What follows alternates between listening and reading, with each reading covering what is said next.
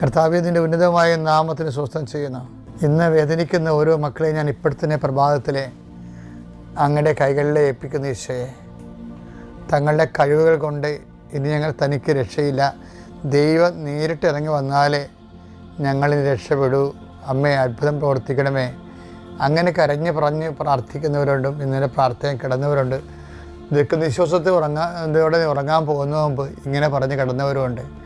അവരെല്ലാം ഇന്ന് ശ്രദ്ധിക്കാൻ വേണ്ടി ഞാൻ അവരെ അതിപ്രഭാതത്തിൽ തന്നെ അമ്മയുടെ തിരുസേനയിൽ കൊണ്ടുവരികയാണമേ. അവരെല്ലാം ആസ്വദിക്കണം. അതുപോലെ തന്നെ അതുപോലുള്ള വേദനകൾ അനുഭവിക്കുന്ന ഒത്തിരി പേരുണ്ട്. മകൻ മരിച്ചു പോയവരുണ്ട്. അവനെ ഓർത്തുള്ള വേദനകൾ മാതാപിതാക്കന്മാരും പരസ്പരം മിണ്ടാതെ തേങ്ങി നടക്കുന്നവരുണ്ട്. കർത്താവേ, പല പല കാര്യങ്ങൾക്ക് വിദേശത്ത് ജോലി നഷ്ടപ്പെട്ടവരുണ്ട്, ജയിലിൽ അകപ്പെട്ടവരുണ്ട്, നാട്ടിൽ വരാൻ പറ്റാത്തവരുണ്ട്, കൂടെ പരീക്ഷ തോക്കുന്നവരും കൂടെ വിസ പ്രോസസ്സ് പരാജയപ്പെടുന്നവരും. ഇനി എന്ത് ചെയ്യും ദൈവമേ, നാട്ടിൽ നിൽക്കാനും പാടില്ല, പോകാൻ പറ്റണമില്ല. വല്ലാത്ത വിഷമം കൊണ്ട് വല്ലാത്ത വേദന അകപ്പെട്ടിരിക്കുന്നവരുണ്ട്. അവരെല്ലാം ഞാൻ ഇപ്പോൾ ഓർത്ത് പ്രാർത്ഥിക്കണം. കർത്താവേ, ജീവിതം കൈവിട്ട് പോകുമ്പോൾ ഉടമ്പടി മാത്രമല്ലേ ഉള്ളൂ.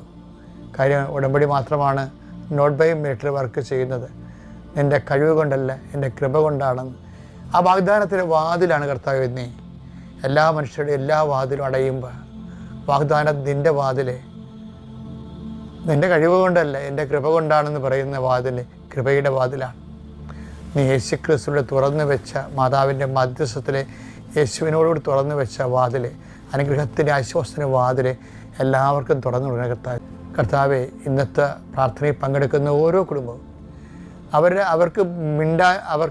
അവരെ സപ്പോർട്ട് ചെയ്യാനോ ശുപാർശ ചെയ്യാനോ ആരുമില്ല.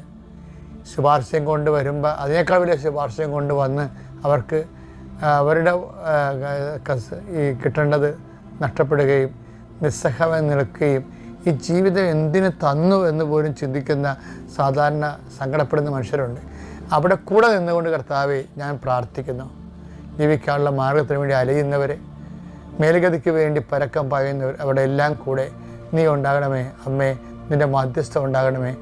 എൻ്റെ കർത്താവെ, ഇന്ന് ഈ കാര്യങ്ങളെല്ലാം ചെയ്തും കണ്ടും കേട്ടും ചെയ്ത് തീർത്ത് അവരാശ്വാസത്തോടെ മടങ്ങി വരാൻ കണ്ണുനീരോടെ അവർ വിതക്കുന്നു. ജയഘോഷത്തോടെ കൊയ്തക്കറ്റയുമായി തിരിച്ചു വരുന്നത് അങ്ങനെ വാഗ്ദാനമാണെങ്കിൽ ഈ പ്രാർത്ഥന കേൾക്കുന്നവർ ഇന്ന് രാത്രി സന്തോഷത്തിൽ തിരിച്ചു വരാൻ ഇടയാക്കണമേ. നിത്യം പിതാവും പുത്രനും പരിശുദ്ധാത്മാവും നീക്കുവാമേ.